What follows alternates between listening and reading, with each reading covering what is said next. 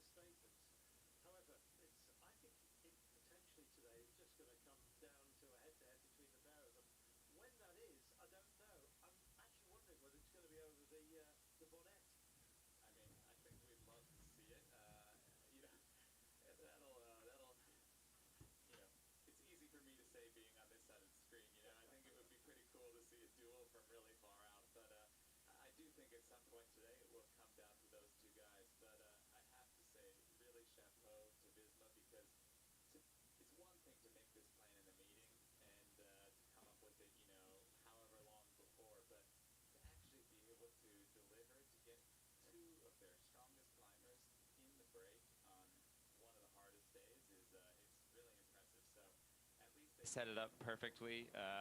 Whatever happens, happens, but they couldn't have, I guess, played it better up until this point. Danny, it's all very well having a plan. You have to have an adaptable one as well. And I get the feeling that UAE Team Emirates, maybe, I'm not sure this is how they wanted it to work out, but they're spending their time trying to look as cool as possible, aren't they? Yeah, and I'm not worried. Unruffled. I'm not worried so far for them. You know, I totally agree with Larry in that Visma Lease bike are executing exactly what they set out to do, and chapeau to them because they are throwing everything into this stage. But with the performances that we've seen from Pogacar throughout this Tour de France, I still think he'll be very, very confident. And if we look at the time gap, it's still, what, 3 minutes and 11 seconds that Jonas would have to take out of Pogacar to take the yellow jersey, and that is what he is coming here to do. Pogacar has won 8 out of the 11 mountain finishes that we've had so far this year. Jonas has been the only guy to beat him that hasn't come from a break. He is in the best shape that he's ever been in, performing at the highest level, and I think if it comes down to, you know, man-on-man, then Pogacar will take the victory. You do feel that Jonas Vingegaard is growing into the race, though, don't you? He looked undiminished. In fact, looked magnificent when he beat Pogacar on Lyon. Remember how Pogacar tried to shake him off in the descent? It didn't work, and then a gap just disappeared when he was able to turn it on. And turn it on he did. Now, we're just wondering how much that took out of him. We've been asking a constant question as to whether there's any kind of deficit with Jonas Vingegaard remaining. He says he's getting stronger and stronger. It was a very, very emotional day when he took that victory. And we're asking ourselves constantly whether he can get another stage win, and indeed whether that might be today. Even if Tadej Pogacar is within range, that would be okay for today. But he doesn't give up victories when they're going lightly. On a long descent, 11 kilometres, just starting to flatten out ever so slightly. And we kind of bounce. There's not much transition point today within the valley bottoms. And then we'll be taking on the Bonnet. Now, when the route map was actually released and we had a look at the Bonnet, and all riders have been talking about how difficult the start of this race was. It was drama straight out of the box, wasn't it? And now we are, with a weekend ahead of us of action. And this Friday stage, well, described variously as the Queen stage, the ultimate, the monster. Well, it's coming today, and it's going to eat up a few ambitions, you can be sure of that. With 88.6 kilometres to go, now maybe there's some thinking time. And if that is the case, surely I think somebody wants to go long. Whether that's Carapaz out front, I do not know.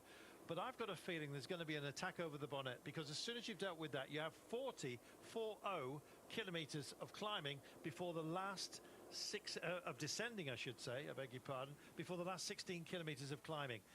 So there is an opportunity for somebody who is able to empty themselves and retrieve their legs in that very, very long descent, Larry, and then pour it on in the last 16. Yeah, absolutely. I mean, I definitely think that's possible. But just one small thing I wanted to take a note of is Carapaz. You know, we had this discussion, for those who were listening and watching yesterday, we were talking about food and how everyone's going to gels and, you know, all these chews, everything's super high tech. But there do exist the old school bananas. You know, he just, yeah, instead of, I think sometimes you get tired of the gels and the banana's still super efficient and effective. So that's just kind of funny to see that, you know, he's in such an important moment of the race, going full gas, and yeah, he's still eating a banana. So yeah, it still exists. Good for him. Well, it's got a natural biodegradable case with the goodies on the inside. I mean, It's nature's cycling supply, isn't it? It's phenomenal. Just so is this man. I just cannot believe what Niels Pollitt is doing today, Danny. It's remarkable, isn't it? Yeah, we saw amazing. it earlier in the Tour, over the Tourmalet, where he rode on the front for, I think, the entirety of the climb. It's how he's climbing that it's just been so impressive. One of the instrumental parts of Team UAE. Yeah, he's a big motor, and Tade's been really lucky to have him this tour because he's done I don't know how many kilometers on the front, and you know, I guess for him his job will probably be done once they hit the foot of Bonnet. So I think we'll look to him to sort of do the last big pulls, and I think once we hit the slopes of that long climb, it's probably day done for him. So yeah, he's gonna go full, and it's maybe easier to get through and do that huge of work when you know that your finish line can be somewhat earlier than the rest of the guys. Last time we were here, the finish line was in Josières, and that's where we're heading right now. Last time we were here, John Lee Augustin of Barlow World came up over the top. He was racing back down to where we're just about to arrive in now, and he lost it on the shale of the mountain just beyond the tree line. His bike as well skittled off. I don't think he retrieved the bike. There was a couple of incidents around that time, actually, of bikes getting lost. One of the most magnificent was actually when a rider stopped, handed over, I think he was from Vini Fantini, handed over his rather beautiful steed to a man at the side of the road. Then the car and the rider took off and left the guy with the bike. And he did push on and try and warn them and said, "Stop, I need to give this bike back." And the team just sped off. He was then prosecuted, and media went crazy because he tried to give the bike back, went to court, and he was allowed to keep the bike. Love that. That's a great story. I never heard that one. Yeah, it was absolutely hilarious because it was all there on TV. Yeah, you get to keep a Vini Fantini bike. It was absolutely beautiful in a sort of day glow tree frog green or yellow. I can't quite remember how they described it. Describing this, though, is just a powerhouse performance. Stand clear of the yellow line. There's a train coming through. Time for us to drop into a little bit of history.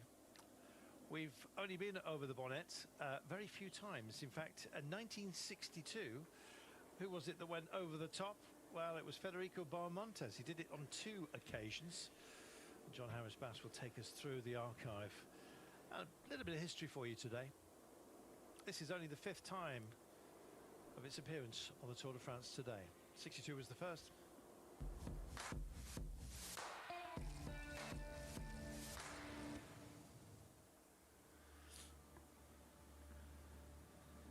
The Col de la Bonnette, at a mighty 2,802 metres, the highest paved road in Europe. Bonnet making its first Tour appearance in 1962 on stage 18 between Antibes and Briançon. Such a remarkable climb needed a remarkable climber to immortalise its debut. Enter Federico Bahamontes, the Eagle of Toledo. Spaniard, already one of the greatest climbers of all time, winner of the Tour in 1959 and King of the Mountains in 3 different editions. In 1962, Bahamontes was chasing his 4th mountains classification, and nobody could live with him when the road ramped up like this. Rider number 91, soaring his way to the summit, cheered on by the fans who'd braved the climb of La Bonnette. If anything, he was going too quickly for the poor photographers.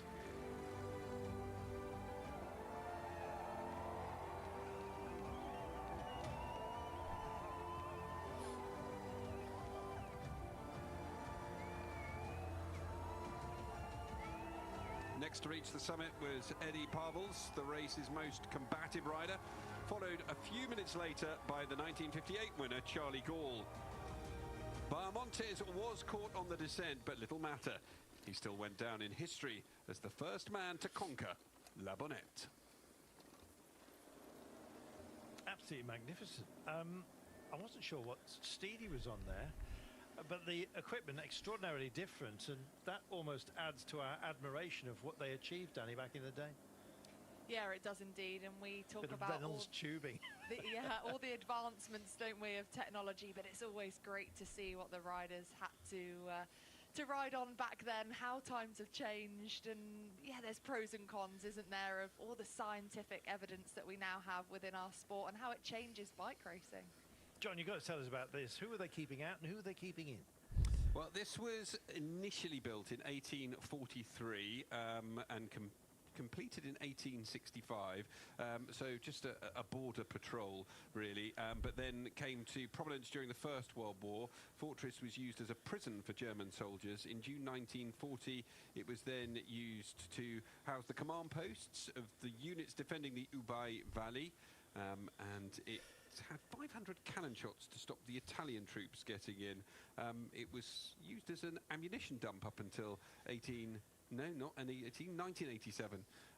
Now it has been secured by the local commune, and they haven't decided what they're going to do with it yet. So it's not a museum. It's just one of those things that the commune owns, but they haven't quite agreed on what they're going to do with it.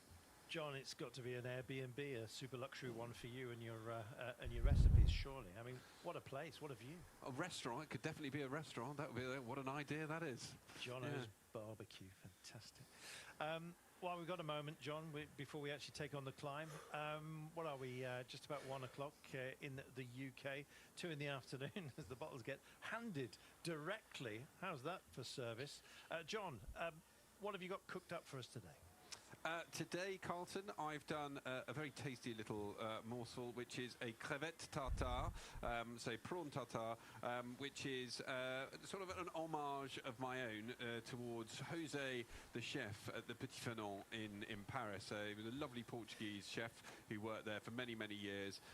Apparently, though, when I last spoke to the guys running the restaurant, he went away on his summer holidays one year, never came back.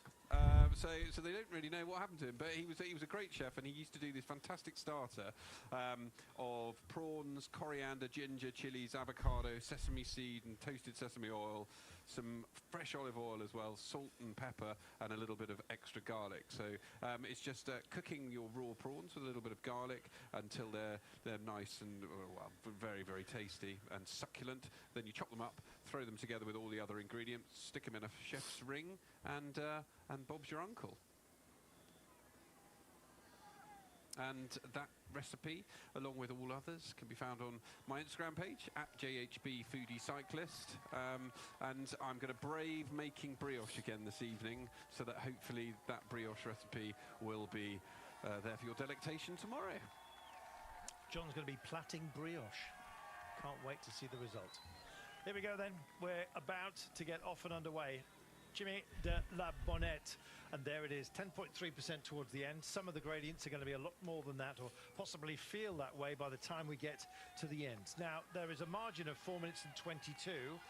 2 satellite riders up the road on behalf of Jonas Vingegaard, and an awful lot of action about to happen right now, I believe, anyway.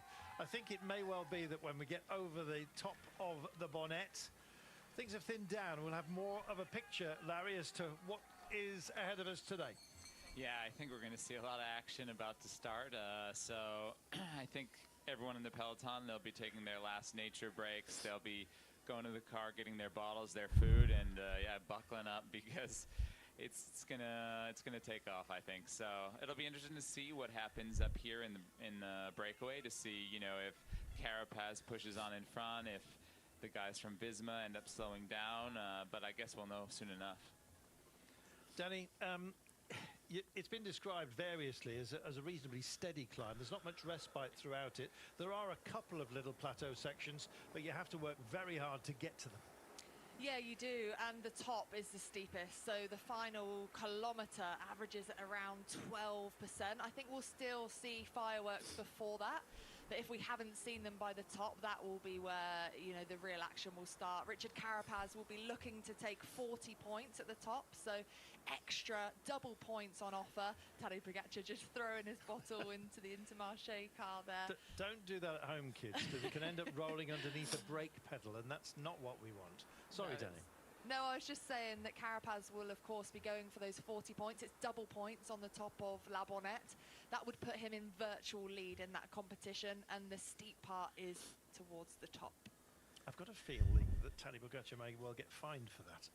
I have to say, it's a bit dangerous, but I think they'll let it go. You know, I think the UCI have been very strict here, Larry. yeah, but you know, I think He would have gotten the fine if he threw it on the side of the road, and I think he still did the right thing by trying to dispose of his bottle in a place where it'll get taken care of. But it was pretty last-minute quick thinking. I think, yeah, if I'm in that situation, I actually try to give it to the red car. You know, if you have some trash, they're happy to take it. But you know, I actually think those guys will be happy to have that souvenir from Tade. Maybe, yeah. Not much premeditated about that, if it is deemed to be a crime. So 4 and 5% at the very beginning, and then it starts to ramp up 7, and there really doesn't drop below that. The last 5, even 10 kilometers of this climb, and it's a long one, we remind you. It goes on, and indeed, by the time we get to the top, after 22.9 kilometers of climbing, we will be 2,800 meters above sea level. That is a long way up. The air will be thin. Danny, describe to us what it does to the body. Oh, a lot, but these riders are used to it. Just hear from UAE Team Emirates on the radio. And oh, here we go. Just with this pace, perfect lighting, guys. And important, follow the Gorka plan with feeding. Well, we saw them back at the car, Danny, making sure that they've had everything that they need, because it's going to be very difficult to make a take of anything you might need when the averages really start to pick up. Yeah, and there'll be a meticulous feeding plan, as we just heard there from UAE Team Emirates. Also carrying bottles up the climb, they'll know when to get rid of them, because we saw Jonas on a special bike this morning. It'll be the lightest version of whatever is available to him. But you don't want to be carrying excess bottles when you don't need them. So that will be part of the plan, when to take liquid on board, when to fuel before the climb. It's really hard to keep fueling, especially on the steeper gradient. So that would have been planned throughout every single stage as to how many carbohydrates you need, when you should take them, and when to get rid of those bottles from your bike. But yeah, going back to altitude, it's really, really tough, and that's why riders spend a lot of time at altitude, not just for the benefits that it gives you physiologically, but also to get used to racing, because obviously the oxygen is very, very different. And we don't know how these riders' bodies are going to respond to it. We discussed it on the breakaway that you could have a very bad day at altitude, and Larry was saying it can just magnify how you're feeling, whether that be good or bad. So it's just another element to add into the mix today. So a kind of a gentle introduction to something that's absolutely hellish today. It's been writ large in the battle plan of many a team, I am certain, possibly for many, Larry, just to be coped with apart from anything else. Yeah, absolutely. You know, so like Danny was saying, I do think doing pre-tour altitude camps, it can serve 2 purposes. You know, one, it is, you know, it's good, helps you create more red blood cells. It's good for the performance in that way, but it's also to be able to adapt to, performing at altitude, to be able to do these efforts at high altitude. And we see those are really critical points in every Grand Tour. You know, every Grand Tour, we have stages where the finishes are over 2,000 meters, and once you hit that threshold, then it's probably starts from about 1,400–1,500, you really start to feel it. And if you can spend a few weeks, 21 days for a lot of the teams before a Grand Tour adapting to that altitude, you're definitely better off for it, and it's easier to make those efforts when you get there. Crowds here out in force. Also, a fighting force now just being invoked by UAE Team Emirates. You see the clock just starting to tick down on the gap. I'm just wondering when the test of Jonas Vingegaard and those he has around him from Visma Lease bike begins. And it feels like it's now. There is a sort of a change of demeanour back in the peloton. They've managed to find 4 or 5 seconds in very short order. Let's see if that clock does indeed start to bounce. There's been a response by those up front. And yeah, the security whoop is doing its job of trying to clear indeed a path for everybody here. Carapaz has been somebody who's absolutely grown into the race. He's been wasn't as lively as perhaps we thought early on, and all of a sudden he seems very much in command of his own destiny. I wouldn't be surprised if he grabs another win today, Danny. No, I wouldn't be, and I think if we look at the history of Carapaz, if he's not going for GC, he usually does come good in this 3rd week. and that's exactly what we've seen from him here. We didn't know quite what his form was going to be after crashing out of the Tour de Suisse, but he has grown throughout this race. He had the yellow jersey early on, didn't he? You know, for EF, they came in with 8 leaders. That was their goal, to give 8 opportunities to all of these riders. They tried and tried again with mainly Carapaz and Ben Healy, and then it paid off, didn't it? And Carapaz took his win that he very much deserved. But yeah, this is a perfect situation for him going for the polka dot jersey competition. But if this gap sustains, he's definitely got the capabilities, the attributes as a rider to take another stage win. Another 5 seconds, 6 seconds now, going the way of the peloton, which is the yellow jersey group, which is being driven on by UAE team Emirates at the moment. A whole phalanx of Visma Lease bike riders are around Jonas Vingegaard in the polka dot jersey behind.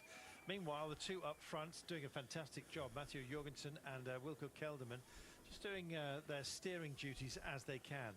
How much margin do you think that they want between the two groups by the time we get to our final climb, bearing in mind that we believe that Jorgensen and Kelderman will be satellite riders and used as such? But the chase is on here, Larry. Yeah, I was actually just thinking that myself. I was trying to calculate, if I'm in the breakaway, how much time do I need at the bottom of the last climb if I want to win the stage? I think a guy like Carapaz on a day like today will need somewhere around 4 minutes. If he's feeling incredible, maybe he could keep 2.5. He might be able to do it, but I would say 4 minutes he'll be able to do it. But if I'm Vingegaard and I want to go across to my guys, I definitely don't want a 5-minute gap to cross. So it'll be interesting to see what happens. But if I were Jonas and Visma, I'd probably try somewhere halfway up this climb to really make it hard.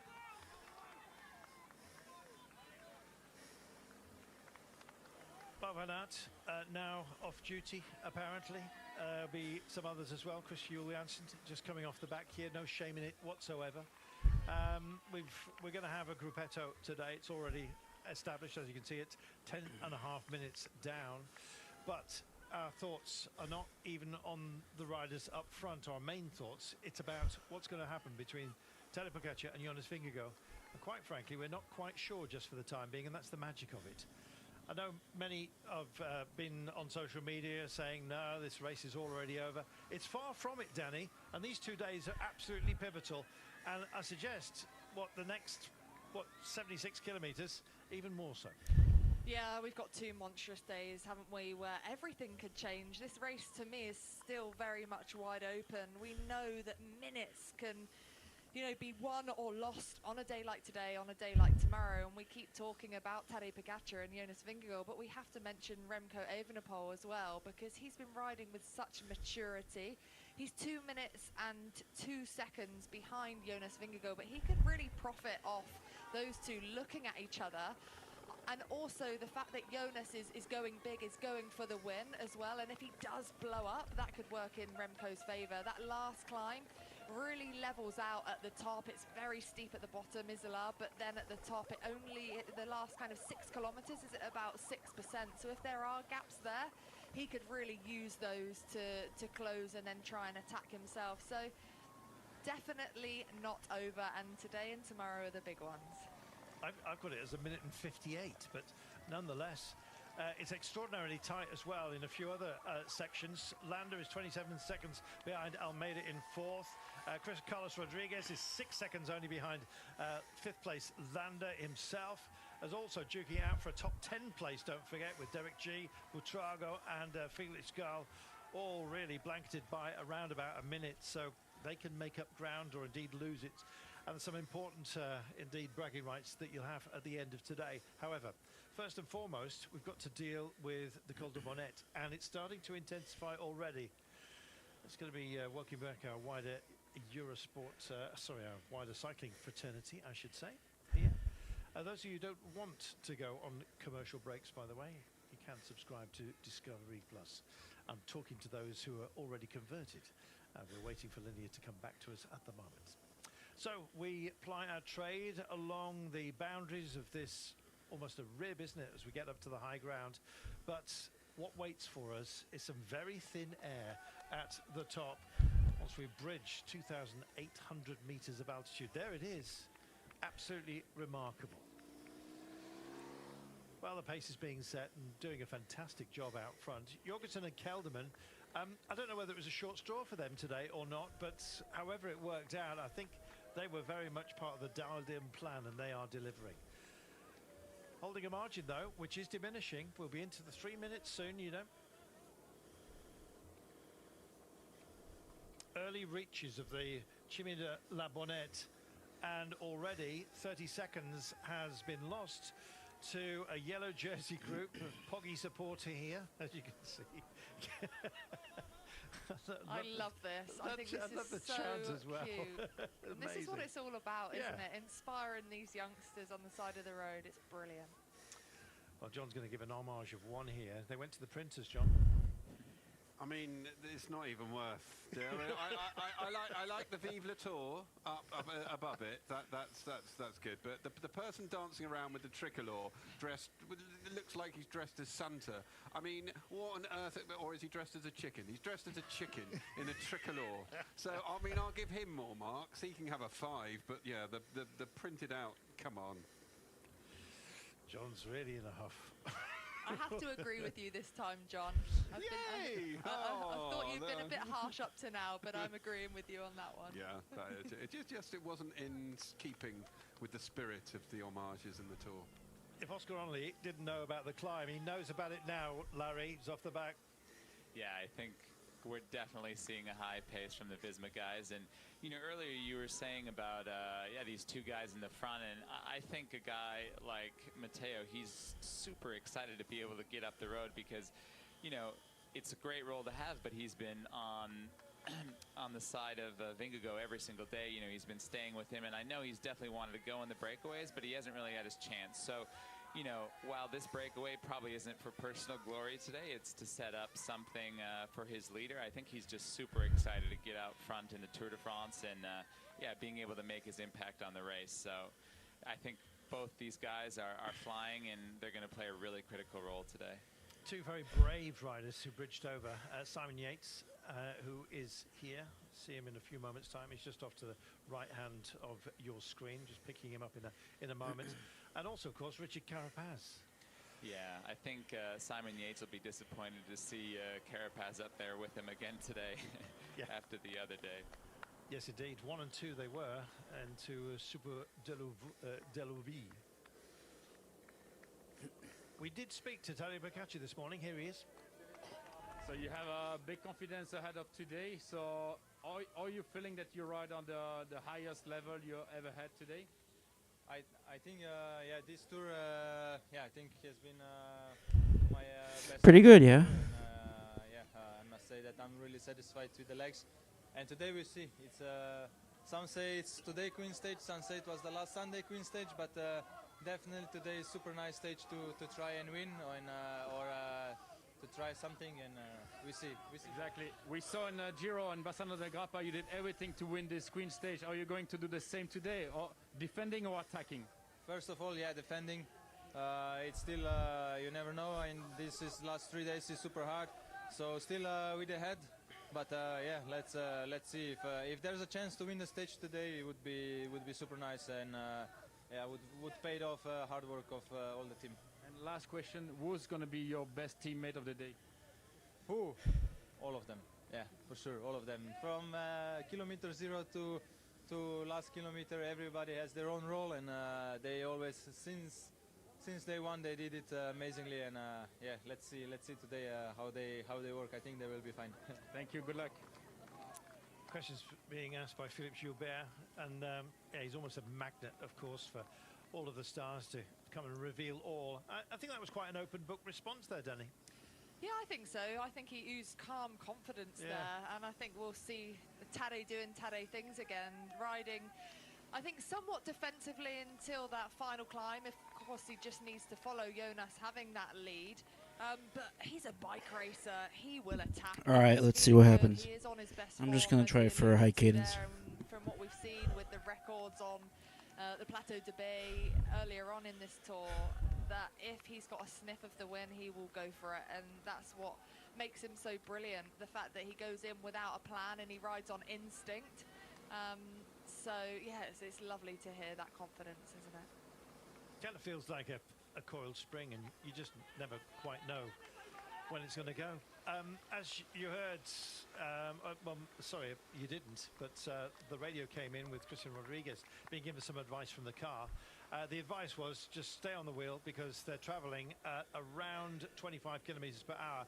This is really quick considering the length of the climb we've got here and the will to actually impose themselves on it.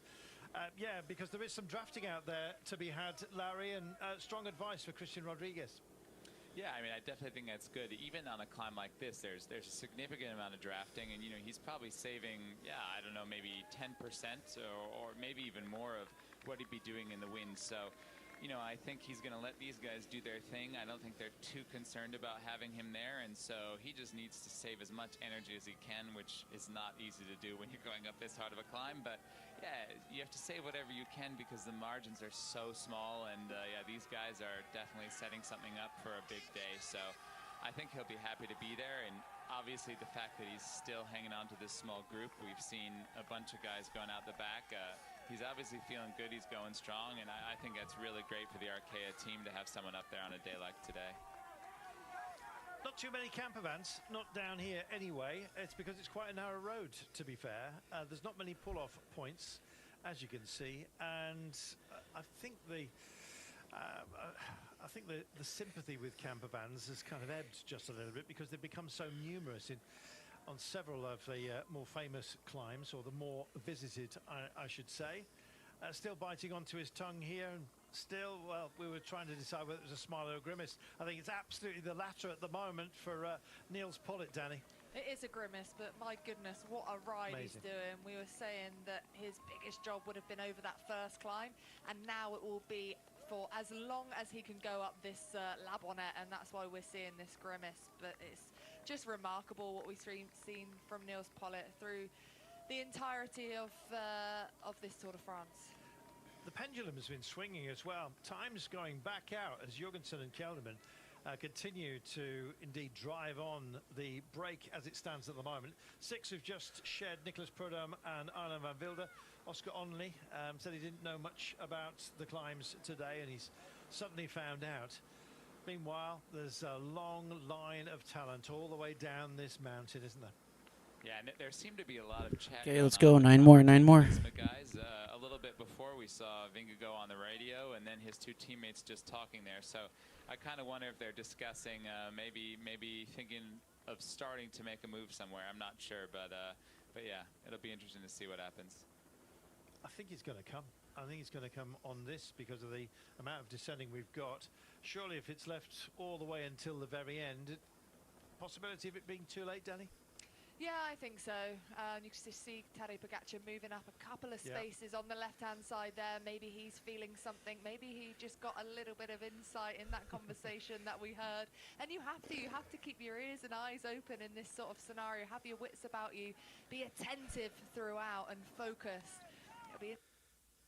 What Adam Blythe has to say on the back of the motorbike, very shortly we're going to go to him. We are around about 7% at the moment. Steady. The kind of climb that really suits Simon Yates. His brother Adam is very much in the service, of course, of Tadej Pogacar. I saw him looming up a little bit earlier on, and he looked absolutely amazing. Adam Blythe on the bike, here he comes. So I am just behind the breakaway, and just down there I just caught a glimpse of the peloton. Obviously UAE are riding, they have a plan today, and it's going to play into the hands of Visma Leasebike. The only issue is that Tadej Pogacar might want it to be harder than what Jonas Vingegaard actually wants to go, you know. With Jonas Vingegaard, we know that he's going to go on the attack, but we don't know how he's feeling. If Tadej Pogacar's feeling good, which it looks like he is there the risk that Jonas could put himself into difficulty?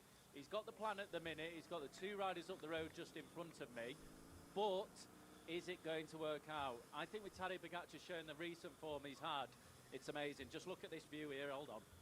Look at that out there. Flipping lovely. I don't know if you can see it or not, but it is just beautiful up here. I keep getting distracted by the views. But yeah, it's going to be a fast and furious one. I keep saying fast and furious. I apologise, ladies and gentlemen. But it is going to be a hard one. We're about halfway up this climb right now, and it is getting chillier and chillier as well. So I'm sure the riders will quite enjoy a bit of cool breeze. Back to you, commentators.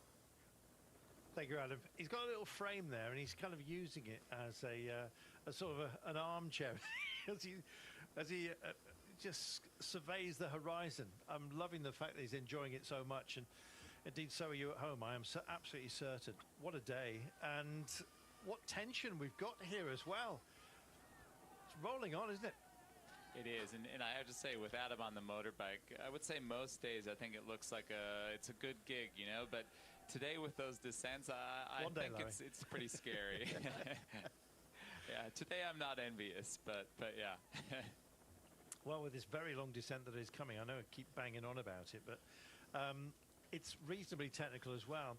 Just to let you know, we are approaching it from the opposite side than the Col de Bonnet was taken when it finished into Joncières, when Jean-Louis Augustin actually binned the bike on a corner. He was unhurt, but the bike skittled down the mountain in the shale and gravel and was, I think it was retrieved only by...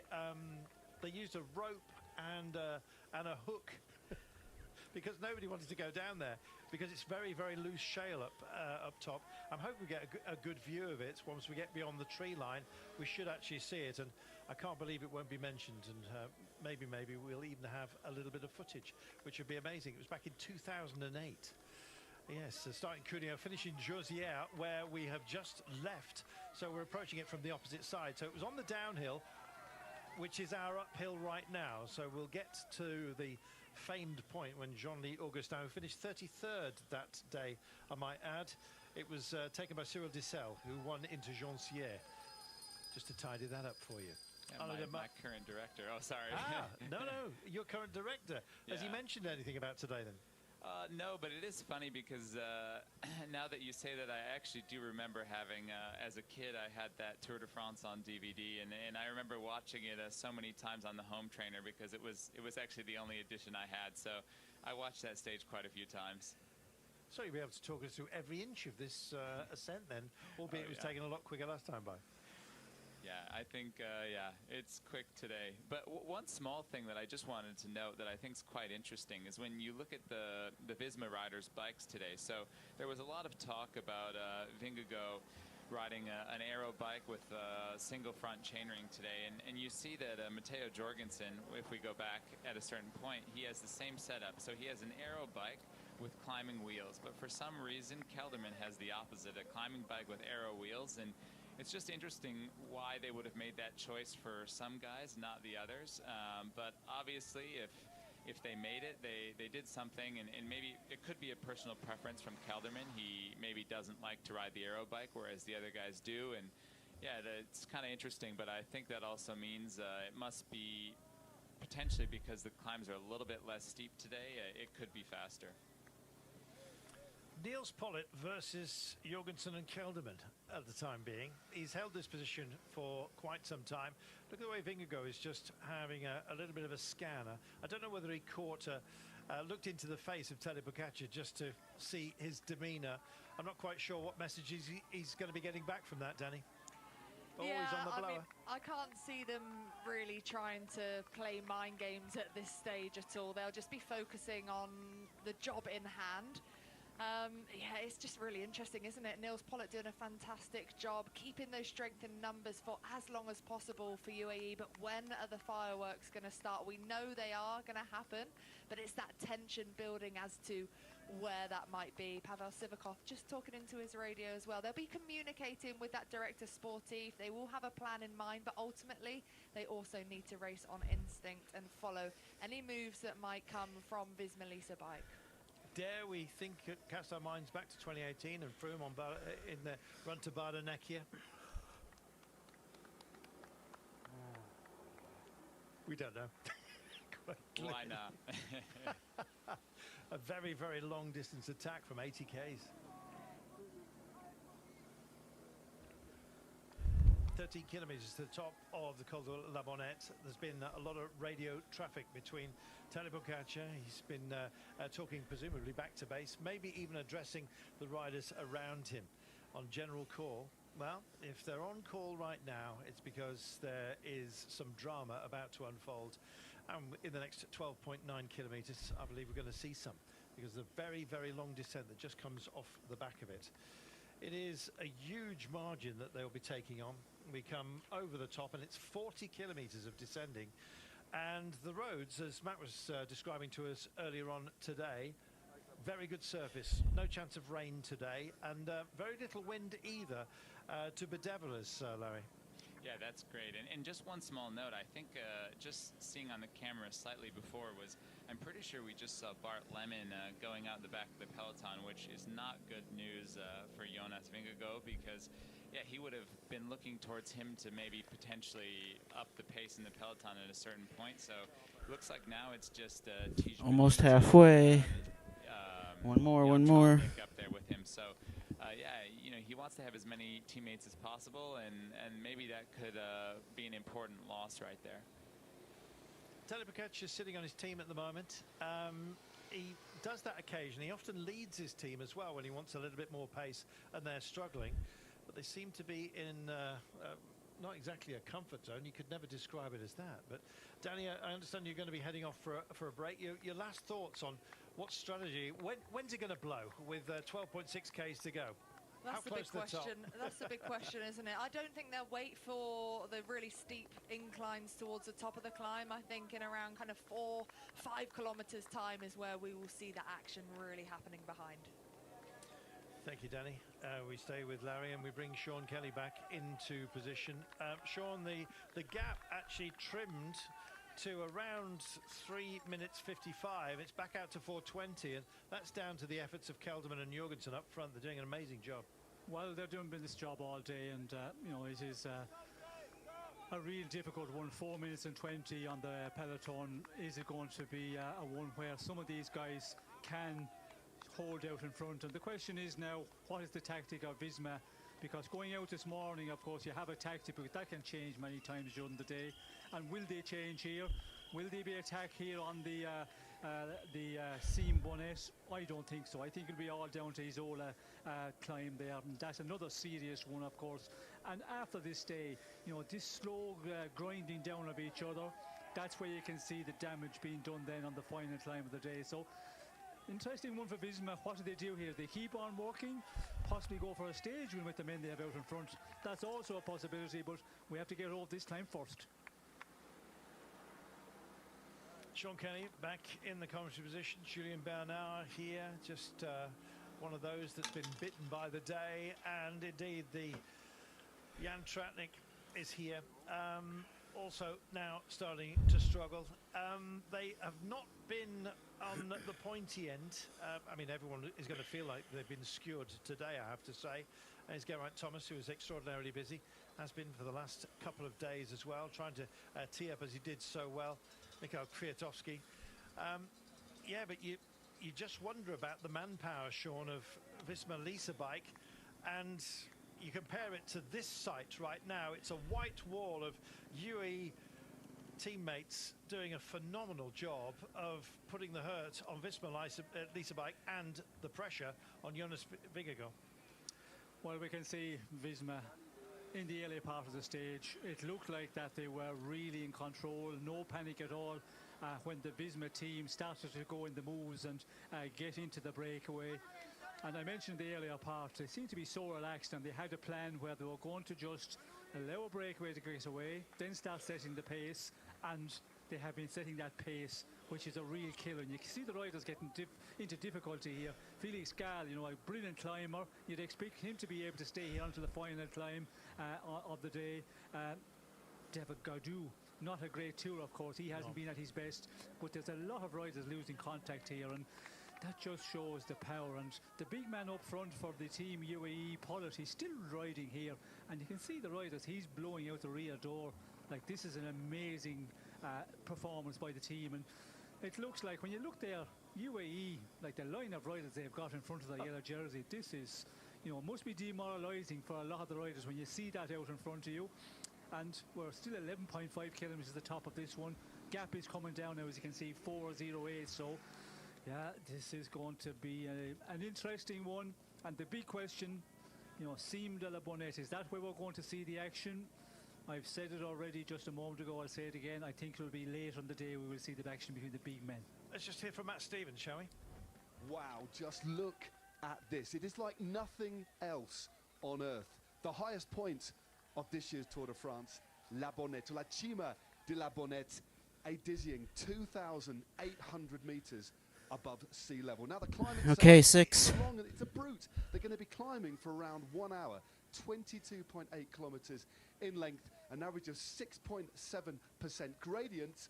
But the worst is reserved for the top. The higher they get, the thinner the air. But just look at these final brutally steep slopes. The last kilometre averages just over 10%. Oh, c'est magnifique. C'est terrible. It is, in just about every way. And it's an infernal pace that's being set up here, Larry. Yeah, I just wanted to go back to what Sean was saying is, I don't know if there's anything more demoralizing than being a climber and getting dropped by an 80-kilo rider on the front. So, you know, I mean, what an incredible ride by Niels Pollitt out here. I mean, he's riding like 10 men. I don't think I've ever seen him go uphill so fast. So, yeah, I think Tade will be pretty proud of him right now, and he must feel pretty good because to be able to stick it to that many climbers is, yeah, that's pretty good for the confidence. Yes, well, it's an amazing, and we've talked about him so much in this race, the way he's climbing, and yeah, certainly that is the problem for a lot of the riders. And is a rider who is in the GC standings here, maybe in the top 10, and you see that guy setting the pace out in front, it's hard to digest. You know, it's going to start walking, especially if you're starting to suffer at this point with 10 kilometres plus to go to the top of this one. But as we heard from Matt Stevens there on the Cime Bonnette, like, it's magnifique for some, but it's a terrible. It's going to be terrible for some also. Still got a long way to go as the snow melts. We had Philippe Gilbert do a little recon for us of the climbs today, and indeed this one in particular, he met snow at the top and was not able to do the final loop. Something that was built to take it to the highest road in Europe, and we're going to enjoy that today. So they go up along and sort of skim around the crest of the mountain and then come back down the other side. What an amazing job being done by Jorgensen and Kelderman, I must say. They're holding this margin, and that is potentially the saving grace, Sean, for Jonas Vingegaard. It's the last card really he's got to play, is the men up front. Well, that will be something we'll wait and see later on this stage. You know, will it be the card that they will be able to play? I presume starting out, that was certainly the card, but then as the day go on, you have to, you know, talk with the riders, and the director sportives will be talking with Vingegaard and see what way he's feeling, and look at the situation out front as well with these two riders they've got with Jorgensen and Kelderman. You know, two brilliant climbers. Where can they use them? You know, will it be advantage to the team to use them? That will all be considered now, and then it comes to the point, do you start, you know, thinking about the stage? But 10 kilometres to go, like, there's a lot can happen on this 10 kilometres here. 3:33. So it's just wait, follow, check with your riders and talk with your riders to see what the situation is, and then make another plan. And this plan could change so suddenly, because if Pogačar tries to move on this climb, well then this is going to, you know, blow everything apart, and there'll be a bomb back in that group of all the favourites if he does try something in the final number of kilometres. And as we heard from Matt, the grading on this one, and as we get in now to the, you know, around 6 or 7 kilometres, I think we go over that 2,000 metres. That's when it really kicks in, and you know, the gradient, the distance of this climb, altitude, all of that, the point we're in the race as well, getting to the end of the third week. This can be a real killer for some, and we could see some of the GC men starting to lose ground. If there's a little bit of battle here between the guys, we could see that happen already, or will it be all down to the final climb? Larry, we're just about to get into the first of the steeper sections that we've got to deal with, or our breakaway are. They'll be hitting it when the ticker says about 65 kilometres to go. That picks up to 9 and 10%.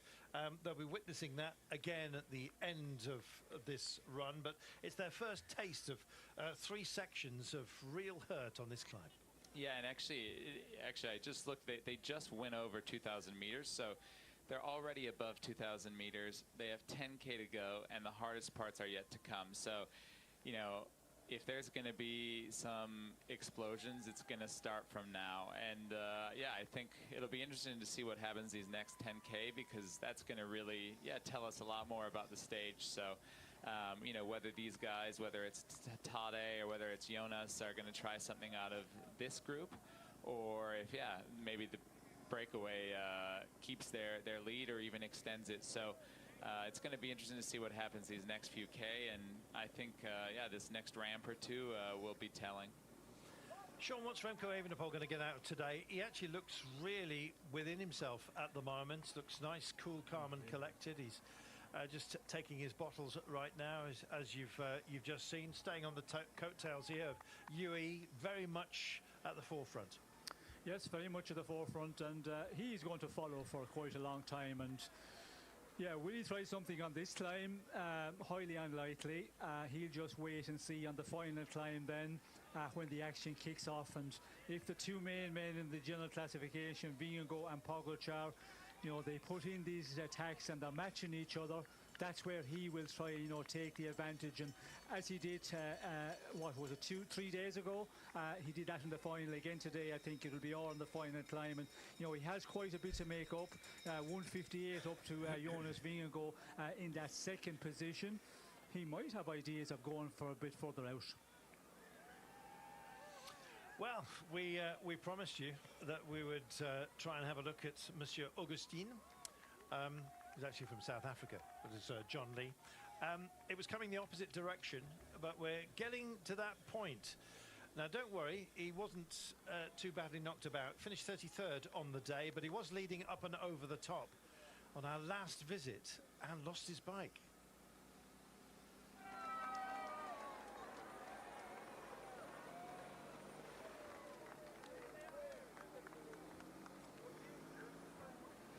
Well, here he was, just at the top of the course, and this is where he got it out of shape.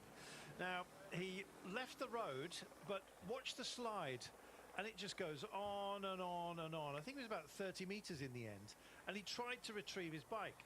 Couldn't quite get there, and indeed, as you can see, it took an awful long time for him to be helped back up, and the bike stayed missing, I think, for possibly about 18 months, if I'm not mistaken. They used a grapple hook, Sean, and a rope to retrieve the bike ultimately, but as you can see, a very unstable surface. How they laid a road here, I don't know. Well, you can see there on the gravel, and you know, very steep gradient. He was you know, sliding down, and to get back up, he had, you know, the help of a spectator there or somebody, and his bike went on further. But yeah, at the point he went off. Let's go. We got 2. It was over for him because the stage was finished, and yeah, luckily he came out was okay, and you know, the speed he was going there, that is telling us, you know, and we see already today these ascents, you know, they are super rapid, well over 100 kilometers per hour, and that'll be the case as well coming off this Decime Bonnet. And yeah, let's hope everybody gets through safely here. We just see Niels Pollard pulling off there around the 9 kilometers from the top here, and he's done for the day. And now we can see Sivakov is the one who's taking it up, but what a job he's done for the yellow jersey in this stage. And I'm sure offered up the congratulations by Tadej Pogačar. May well even be saying to him, Larry, yeah, just hang around at the back, and you never know, you might get back to us in a short while. Oh, I don't know about that. I think he's saying, well, you were incredible. Oh, wow. Okay, well, maybe they will actually. Maybe they actually want him to stay in the group. Which, poor guy. It's important that Niels can be with us. Oh wow, yeah.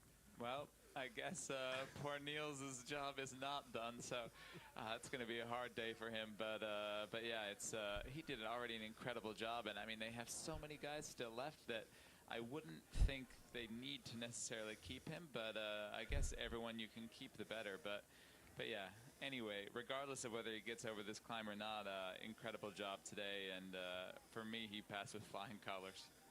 Sean? No, I think that was a bit early, the recording, and they were hoping that he would stay for a long time. But my God, to ask him to stay another 9 kilometres from the time he finished for this man, you know, the big heavyweight rider, and you know, going up this climb, he's after doing you know, a brilliant ride for his team here. And it's job over now. It's going to be other riders who have to take it up here, and they have got many here just in the line. You can see, you know, 4 riders there in front of the team of UAE Emirates, and again, yeah, just keep on tapping at it. Just under the 4 minutes for our leaders up the road here. But in the final 8 kilometres, that's where it will really test the guys out front. Can they hold on to this advantage of almost 4 minutes? Will it start melting? And when it starts to melt down, you know, at the altitude and all that, well then, you know, that will be a rapid one. As we can see, Jakob Fuglsang in difficulty here. You know, he must have been looking up and seeing Niels Pollard setting the pace there, and he was probably struggling for a number of kilometres, as the climbers do. They hang on, and then it just gets too much for him. But yeah, we will see more of that casualties in coming out of this group. Well, Jonas Vingegaard running out of teammates around him. He has 2 up the road, Larry. He's certainly going to need them. We'll come to Larry for his thoughts in just a moment. Check this out, 18 kilometres per hour on this kind of... Let's go, last one. Larry, he's still got teammates up the road. That's going to be his saving grace, Vingegaard. Absolutely. You know, I think Visma would have been expecting to have more guys with Jonas at the moment. You know, it's not really great for them that he's isolated right now. You know, I think they would have been hoping to have at least 2 guys, especially when you see Tadej has so many teammates left with him.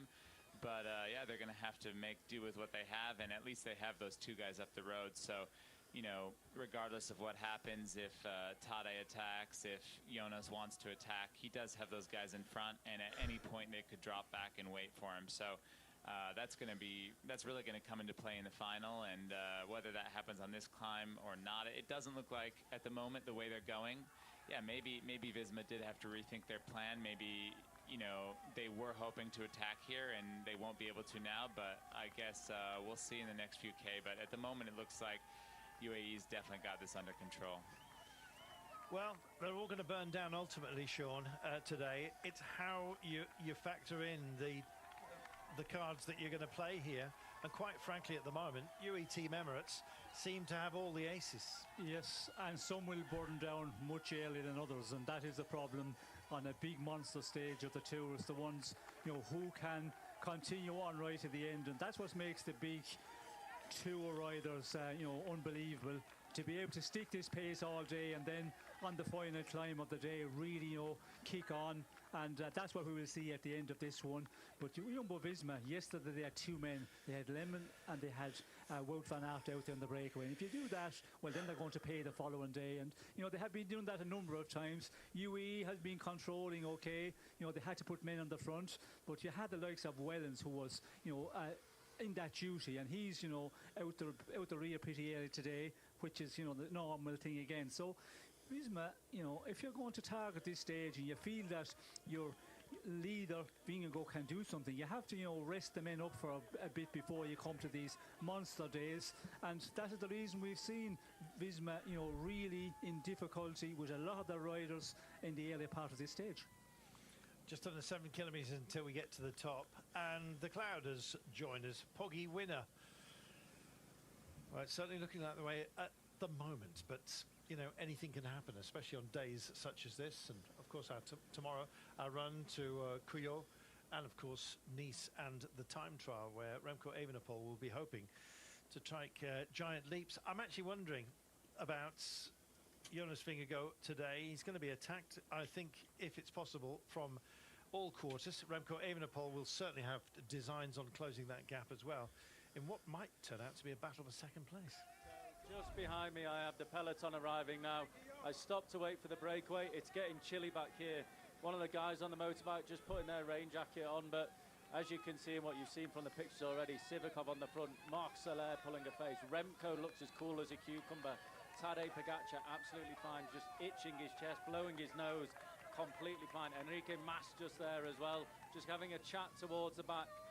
Tadej Pogacar looking very cool and calm at the minute there, trying to read into the body language. João Almeida looked ever so slightly on his face there like he wasn't very comfortable, which is no surprise when you're at this altitude.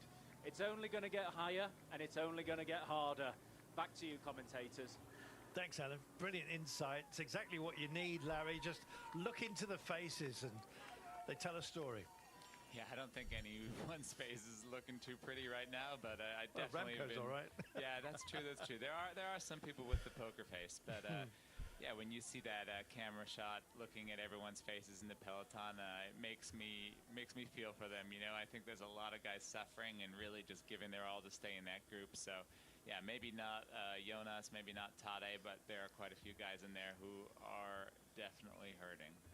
Snow clinging on to the hollows at the side of the mountain, and Sean, it's almost a metaphor for those who are hanging on here. Can we include in that list Jonas Vingegaard, who just drifts out to the centre of the road here, almost looks nonchalant as he dispatches something.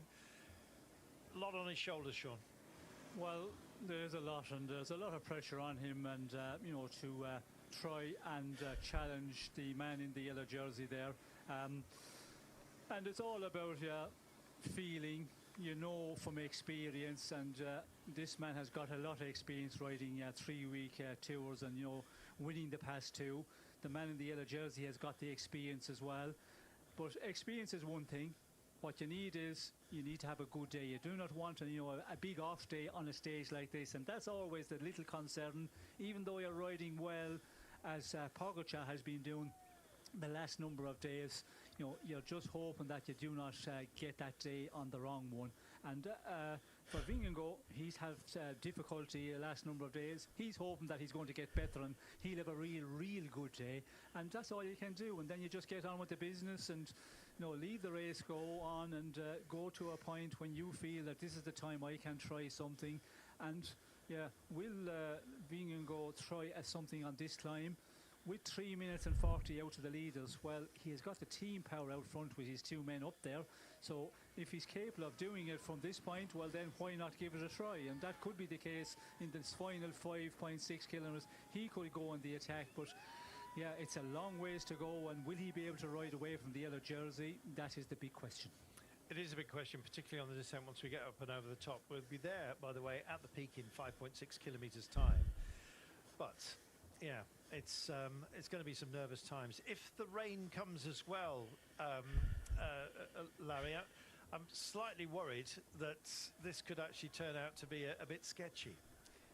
Yeah, I mean, the good thing is it's actually a really quality road. It's a super nice road, and the one thing in the mountains as well is it does rain relatively frequently, or, you know, it's not like sometimes in Nice we don't get rain for a month. That doesn't happen up there in the mountains. So I would say that the roads will be pretty clean, even if it does start to rain. The only thing I'd be more concerned about would be the riders getting super cold, and, you know, if you don't have your team car right there, it can be hard to get a rain jacket, or, you know, if the pace is really high, it's hard to put it on. So you know, it'll be that would be what I'd be more concerned about, is just yeah, not being able to get whatever you need to go down the descent in time if it does start raining, because that can sometimes cause chaos. But I would say in terms of the road, in terms of the safety, it's actually shouldn't be too much of a problem here, because yeah, these roads are used to seeing rain, and they're also, yeah, just super good quality. 40 points up for grabs at the top here, Sean, and Richard Carapaz has reignited his challenge for the polka dot jersey competition. He's looking magnificent.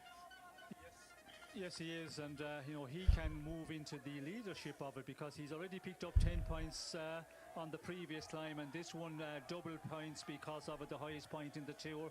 So he could move up above the man who was leading that classification, Tadej Pogacar, if he gets the maximum points here. And yeah, they have done a great job in this earlier part of the stage to rectify the situation, get him in here. It was an ore category that Richard Carapaz took before. There's 40 points up for grabs at this next ore category. Means beyond classification. Well, people say, well, how do you classify it? Well, in the old days, there was something called a Citroën Avant. It was a traction engine, so front-wheel drive, and they only had 3 gears. And if the car needed first gear to get up a mountain, it was category 1. If it could get up it in second gear, it was category 2, category 3, and the like. If it couldn't get up, I presume it needed pushing, it was beyond categorization. It was a general rule of thumb for those setting the course. It's become a lot more scientific since then, and in fact, some all categories, I don't know, they don't deserve the moniker, but here at the Tour de France, they certainly do, don't they, Larry? Yeah, I have to disagree with you. I don't think it's more scientific. I sometimes think they just throw a random number and... Can do, yeah. Yeah. I remember Tour of Langkawi, a category 1. It was a motorway bridge. Yeah, exactly. Sometimes you go to Belgium and, yeah, you can get an HC and it's maybe a little bit bigger motorway bridge. But yeah, it's sometimes you question, and then you'll have a giant mountain and it has... it's not even a Cat 4, you know? So yeah, I sometimes question how they make those decisions, and sometimes I think they just use a random number generator. Well, in the old days, it was the old Citroën that the commissaires used to use, and the course setters. Lovely old car. Well, unfortunately for the riders, if you cannot get up, you cannot get pushed like the old Citroën. That is true. Yes, the old traction avant. 9%. This is that second zone of hurt, and of course they got the final kicker, almost cruel at the very last when they took the road up above. I seem to remember that they actually added that little loop at the top just so that they could get the highest road in Europe title. Larry. Yeah, that's it's funny, we were speaking about that a little bit this morning, and that there's a lot of debate onto, you know, people say highest road, this, that, the other thing, but I think to clear it up, I'm pretty sure it is the highest paved through road in Europe because it's not a pass. The pass is actually just before the little extra loop they do.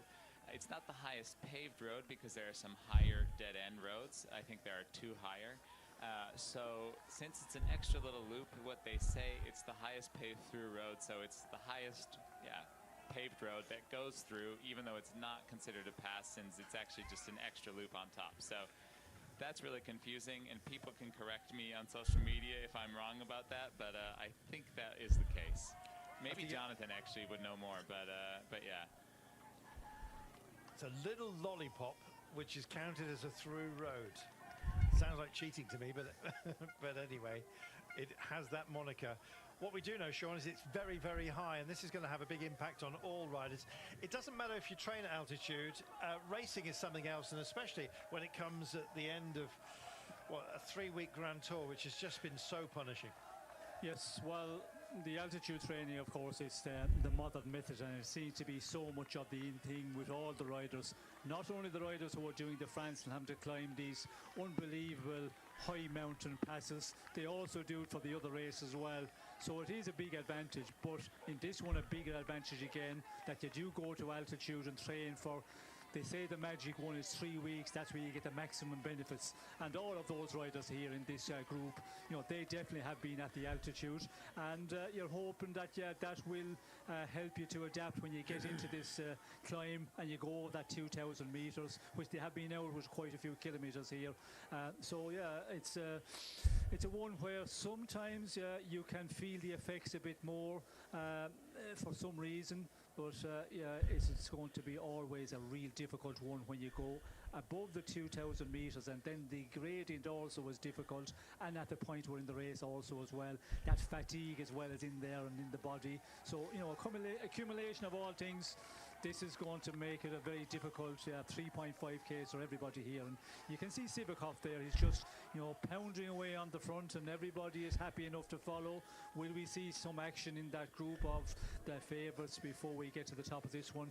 And here we have the Visma guys continuing on to tap away the pace, but gap is coming down. 3:34, it's dropping a bit, so it will be interesting at the top to see what the advantage will be for the breakaway. Pushing home an advantage is going to be a difficult thing.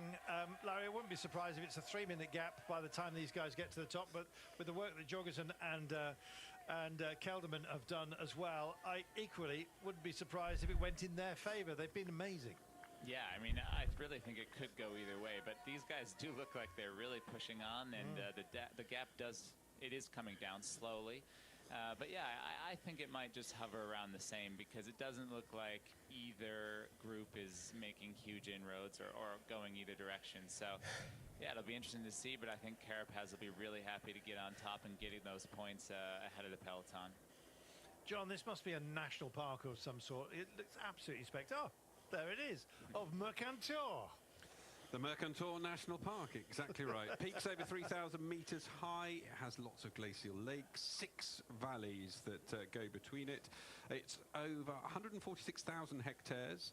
A jewel of unspoilt nature is the way that it sells itself, with chamois, ibex and mouflon cohabiting the steepest parts of the mountain. We haven't seen any of them yet. Larry, I was going to say that in the Cime de la Bonnette, it claims to be the highest route in Europe, but it's surpassed My by left gravel or dirt routes. cramping. And there are 2 other routes in the European Union, the Pico del Veleta in Spain and the Otzal glacial route in Austria, both of which the Pico is 3,369 metres high and the Otzal one is 2,830 metres high. What it is, and this is where its uniqueness is founded, it's the highest route ever climbed by a Grand Tour. That's what gives it its special nature. Interesting. Okay, well, good to know, yeah, the actual details. Thanks. Just listen to this. Well, this is something that's not normal up here on the slopes, except on a day when the Tour of France comes through, because this would be a very still area, I think, for a lot of the year. And as John was saying there, you know, the habitat we have here, that's about the only thing you would be hearing on a normal day if you come up here on your bike. But today, you know, it's a special one. We can see the crowds on the roadside supporting their riders and their favourites here. And yeah, you can see, you know, it's just a barren mountain there. It's a moonscape, isn't it? It's unbelievable, and yeah, it's a one where it must be great to come up here and just ride your bike casually, but not on the stage of the Tour of France, unless you're one of these super bike riders that's in the peloton or out in front here of the race at the moment. We talk about those chasing on, but Jorgensen and Kelderman look well within themselves at the moment. I mean, why would they try and show us anything else, I guess? But amazing. Carapaz is waiting to hoover up 40 mountains points, you can be sure about that. Simon Yates looking for a little bit of sustenance, manages to get some just before the top. Van Wilder for Solar Quick Step, presumably.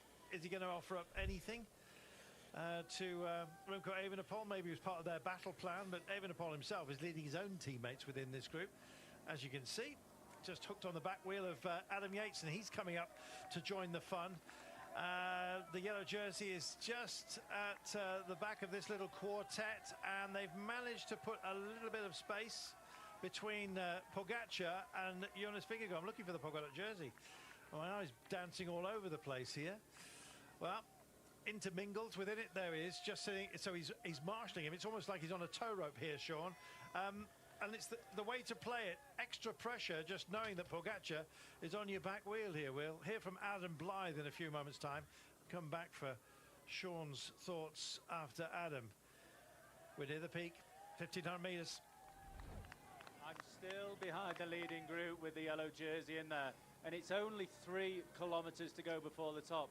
If Jonas was going to go before the top and he had Jorgensen in front, I heard Larry Warbass on the British commentary talking about how good Jorgensen is downhill.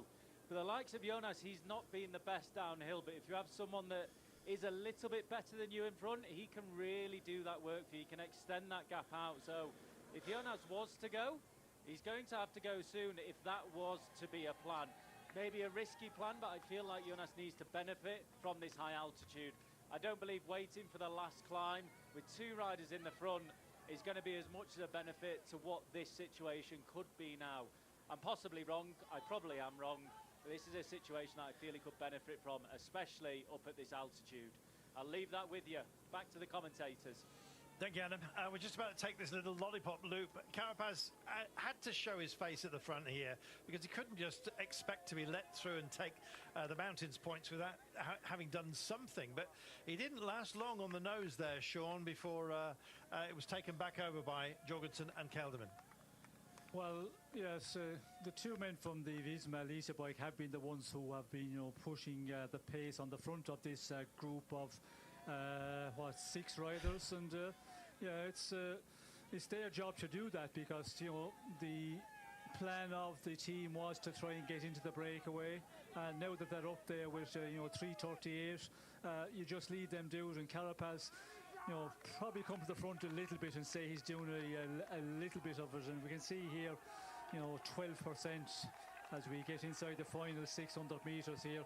I think Carapaz not going to have any problem taking the maximum points for the mountain classification. What a job by Christian Rodriguez to stay with it after encouragement from his team as well, to just hide in the wheels and just make sure that you get some draft, because at the pace they're going, even when we hit 12% here, it's worth taking that little bit of respite if you can get it. Another good workout.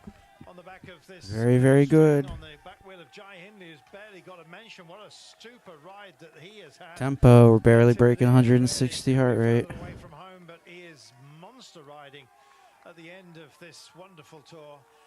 Well, still 2 days of racing to come, and this day itself is still a story to be told. But the gap now is down to just around 3.5 minutes as we get to the absolute peak here. Still got to drag themselves. I think we're almost done with Mount Everest, or whatever the hell we're doing. Yes, well, that is what the organisers do. They find these real monster climbs, very high altitude. And we're hearing from Everest, we got another 220, 210, 310. They'll be looking at some of the bigger climbs, higher altitude, and try and get the local council to surface them, because that's what the organisers do. They all want to be better than the next and have that little bit of an advantage. And we're not that'll pretty much give us about 1,000 left, so that'll put us all the way over here. Well, we hit level 30, so that's cool. It's just easing a little bit, but it'll punch them again. The average is, of course, taken over a much longer reach than just 100 meters. But we're nudged up there to, 10 and 12%. Absolutely horrible. But it may well offer up something to the likes of Tadej Pogačar and Jonas Vingegaard. Well, see you guys tomorrow. If you're real good on this climb, you're feeling okay. If you want to try something, well, if you try something here,